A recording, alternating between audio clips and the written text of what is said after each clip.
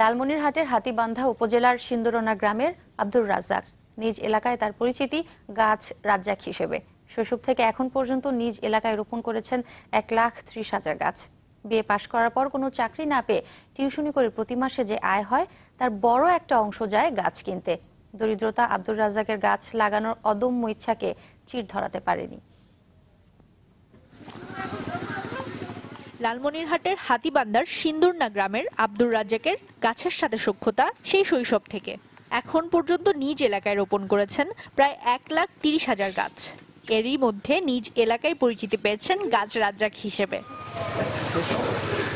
তিস্তার ভাঙনে বসতভিটা হারান রাজ্জাক। এরপর পরিবার নিয়ে বসবাস শুরু করেন রাস্তার পাশে। শত অভাব অনটনের মাঝেও গাছ লাগানোর অদম্য ইচ্ছাতে চির ধরেনি। তিস্তাতে আমার বাড়ি 6 বার ভেঙে যায়, সেই সময় আমি অনেক গাছ লাগাইছিলাম। এখন আমি রাস্তার পাশে একটা ছোট বাড়ি করে আছি, তারপরেও আমি এই গাছ লাগার থেকে থেমে থাকিনি। বিএ পাশ করার পর কোনো চাকরি না পেয়ে নদীপাড়ের দারিদ্র পরিবারের শিক্ষার্থীদের প্রতি মাসে 100 টাকা নিয়ে টিউশনি করে চালাচ্ছেন সংসার। তা থেকে কিছুটা বাঁচিয়ে কিনছেন গাছ। প্রাইভেট পড়ে যে টাকাটা পাই সেই টাকাটা দিয়ে আমি গাছ কিনি, মানুষকে দেই এবং রাস্তার দুই ধারে লাগাই, স্কুলে দেই। শুধু গাছ লাগানোই নয়, বাড়ি বাড়ি এবং বিভিন্ন শিক্ষা প্রতিষ্ঠানে গিয়ে বিতরণ করছেন গাছ।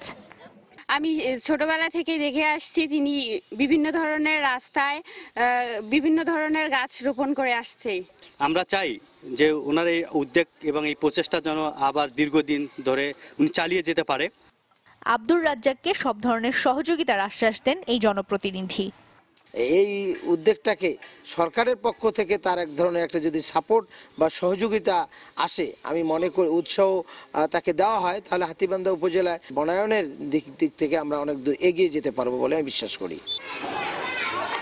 পরিবেশ রক্ষায় রাজ্জাকের মতো সবাইকে এগিয়ে আসার আহ্বান এলাকাবাসীর। Desk report, channel 24।